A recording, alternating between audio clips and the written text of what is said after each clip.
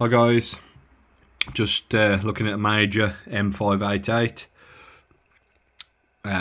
roughly 1979 to 1981, produced, made in Japan, distributed by Ham International of Belgium.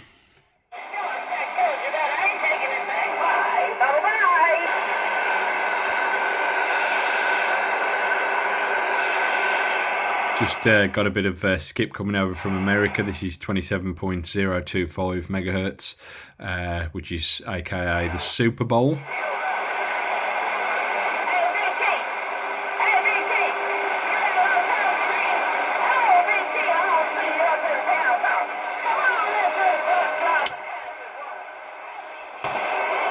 I'll also give this radio a quick rundown. This is one I acquired recently from eBay. It's actually still got the dust on it. I'm just testing it now, just bench testing it now, so I need to wipe the switches down, stuff like that. It's in very good condition. It's almost mint condition, to be fair to it. It's got a few little tiny marks on the bezel, but nothing major. It looks like the case has been resprayed at some point, because they didn't come with this finished case. As far as I'm aware, they come with a mottled finish, not this smooth. This looks like it's been repainted, but I'm not sure, to be honest. It could be the original case. Very good condition either way. You can see all the little bits of dust and stuff on it. That's just dust.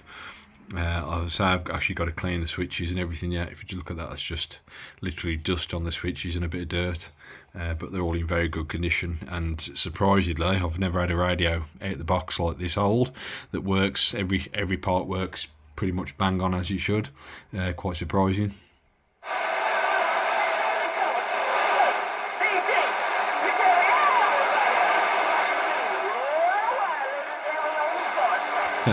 Just the usual Super Bowl, people talking garbage, as they say in America, doing as much pair as possible. We all know about the Super Bowl, not the football, sorry, basketball. No, try again, baseball, not the baseball. Yeah, the CB radio Super Bowl in America. So these radios, like I said, were produced from about 1979 to about 1981, I think, something like that. So about 1980, yeah, for a couple of years, not long, till they got superseded by the M360, which I think I've done a video on that as well. These were the 80-channel rig. They came with mid-block. I'll have a look at my frequency chart here. So they came with mid-block on them, which is 26.965 to 27.405, and then they did high band as well, which is 27.415, sorry, to 27.855, which is high block, which means you can actually pick up some of the UK 40 on this, the first 26-ish channels, something like that, minus the alpha channels.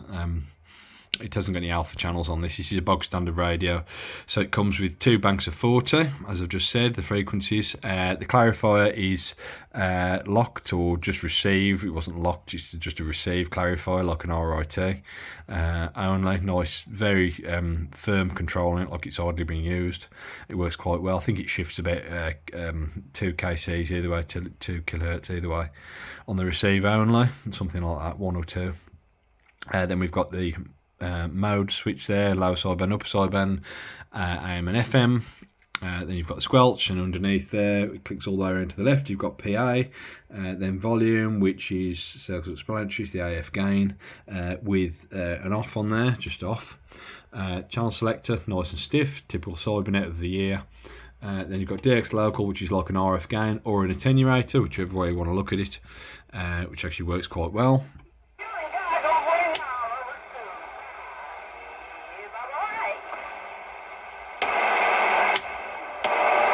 Again, a nice positive feel to the switches on these radios. Even if they're 40 years old, they've still got a nice positive feel to them if they haven't been used and abused. Then you've got high-low, which is just the channel selector. As you can see, it jumps forward 40, so that they started trying to trend this and it didn't catch on, where they called everything the upper band. This is high band, so this is the next 40.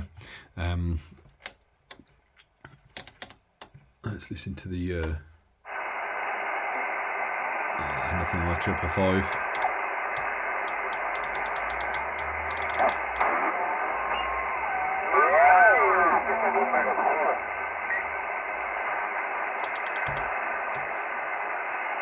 So I'll just get back to which channel are we on? 6. It's quite busy today, to be honest. It's quite a bit of skip coming over. So these radios, I'll carry on with the switches. Automatic noise limiter, noise blanker. They both work really well on these radios. If you've got pulse noise, noise blanker, automatic noise, cuts a bit of background noise out, or ambient noise on the band. The radio, like I said, it does, so those are I've told you the channels. There's no KC jump on it, there's no KC shift, there's no KC jump, well, KC shift on the receiver only. There's no KC jump by 5 or 10 kilohertz, nothing like that. So it's literally just 80 channels. Very basic radios, very early radios. I think they're quite nice looking. I'll just go through the power, so let's go to my test channel, and let's go to my dummy load. So we're back on the dummy load now. We've got the Revex W520, quite a good meter for reading PEP. So we'll go to not the best, but still gives you a good idea of what you're doing on AM. You do have to shout though, or whistle.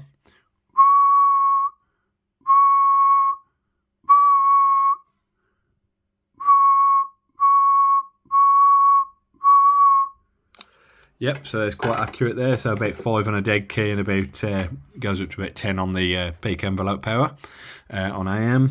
FM, put it back into average. FM, it does about 7 watts, something like that, and about the same on the display down there. Again, quite accurate again on these things. Quite an accurate power meter, these are. There's no SWR meter on these radios, as you can see. What else have we got? So, and sideband, these are notoriously low for but these are one of the few radios that do more on FM than they do on sideband.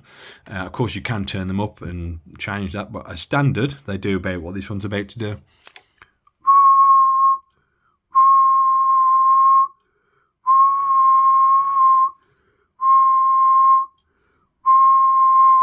So about 7 or 8 watts on sideband. Lower and upper obviously the same. Also the microphone, worth noting on this, that the microphone is it's quite good condition as well. There's a couple of little blemishes there and that's it. Otherwise very good condition, almost like new, to be fair. The guy's done a cracking job of keeping it in this condition. Made in Japan, everything made in Japan this sort of year. I did have one of these before. Had to have a tune-up video on it. It wasn't very good. Sorry, I did a tune-up video. I had to have it repaired, so it wasn't very good. This one's a lovely condition. I'll keep this one now. Yeah, very nice radio. Very basic. Not very good power output, or not very good today's standards, obviously. But today's CB is not really a thing today, so it doesn't really make any difference. Let's get back to the Super Bowl and let's try the other antenna.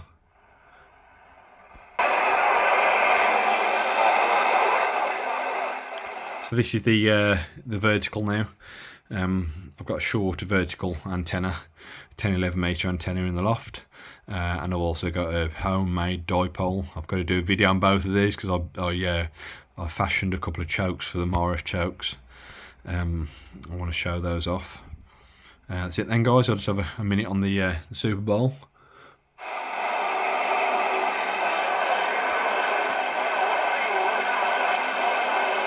Oh yeah. Another thing is the date. So it's near the 28th of October, and it's about 4:15, and we are in the Midlands area of Great Britain.